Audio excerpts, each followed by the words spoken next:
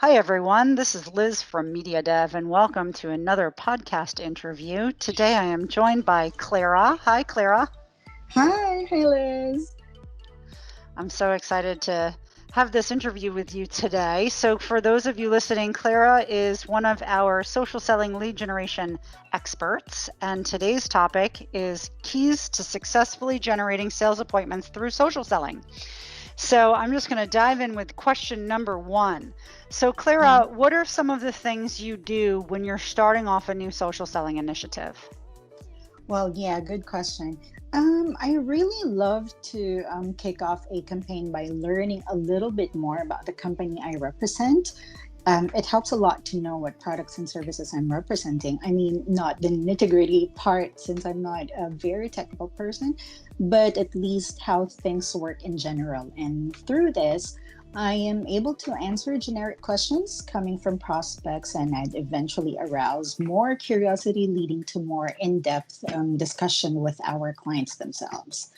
Along with that, I also learn about the companies that I reach out to. I read about news and updates on their websites, hint on possible needs aligned to what our clients offer, and find that common ground to establish a possible relationship.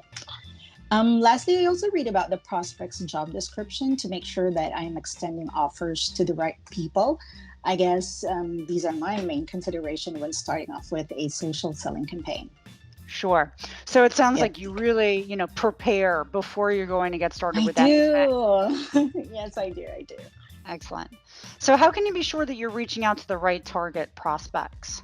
Yeah. Well, so as I mentioned earlier, it's not just really a process of trial and error where you keep reaching out to people using a certain parameter like a job title or geography or a job function.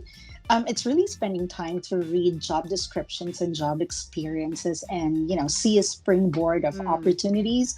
Yep, where future partnerships can actually be drawn from.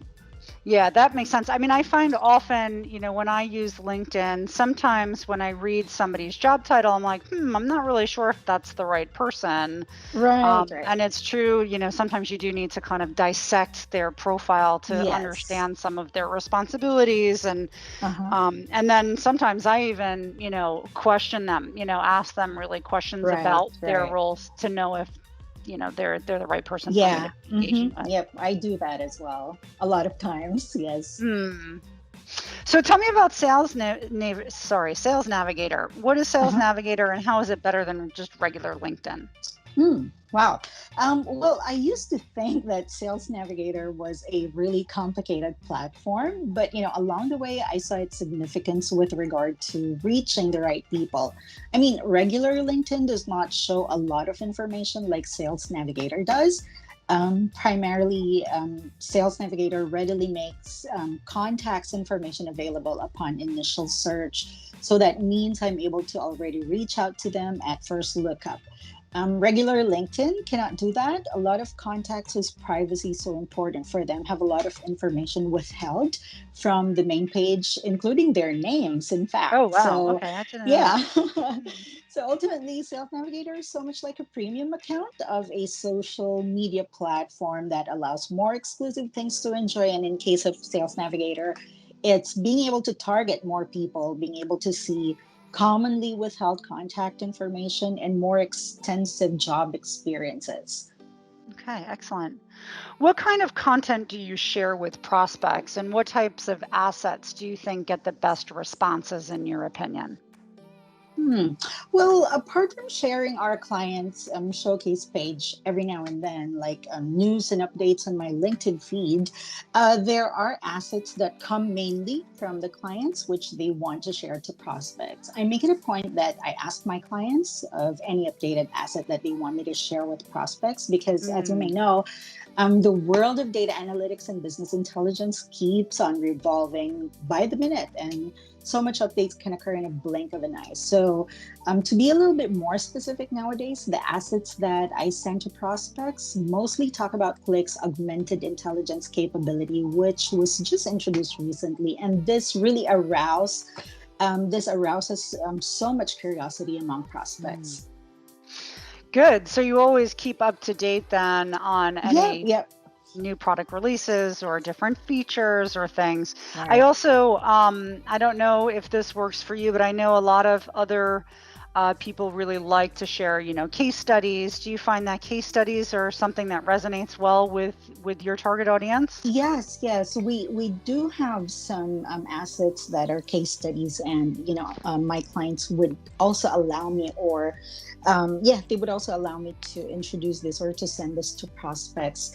And again, prospects would really find these things very helpful. Hmm. How many people would you estimate that you can connect with or email on a daily basis? I mean, I know you send out a lot of requests to people. Yeah, yeah. So I'm just curious about volume. Right.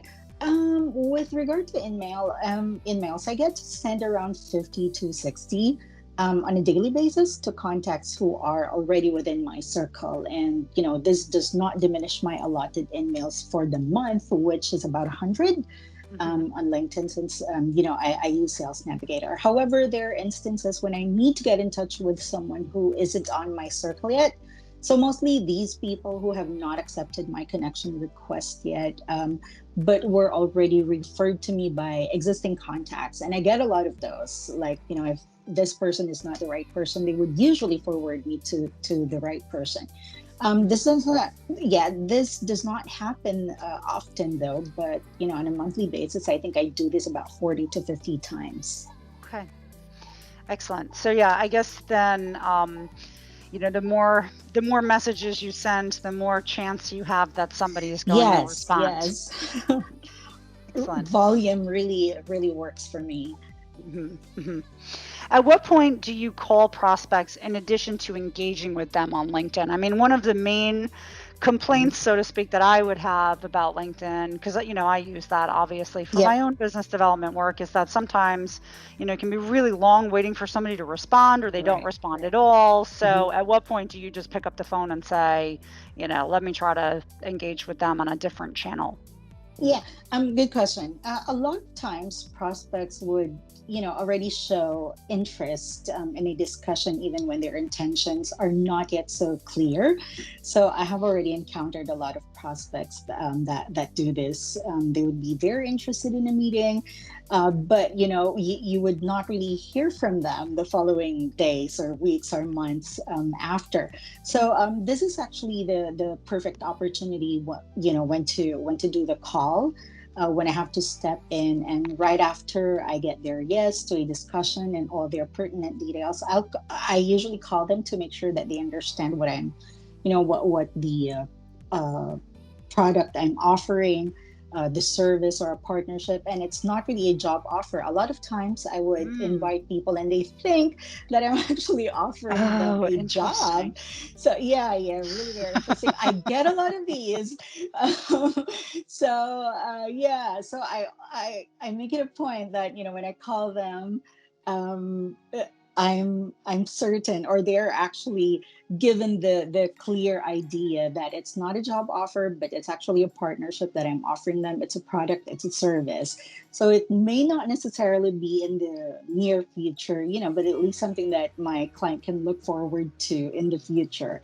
So I Yeah, also have to that's make so sure funny. that, yeah, that the prospect I'm reaching out to is a decision maker, and that he has control or an oversight at least of the company's budget. So ultimately, I make sure that these things are met before proceeding any further.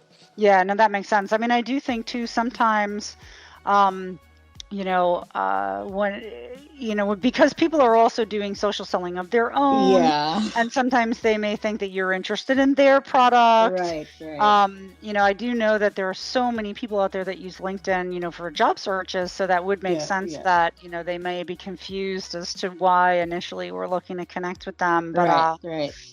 definitely it's important to make sure that, the expectation is aligned and that they really Yeah, understand and, they are interested then in going that next step right, further. Yeah, right. interesting.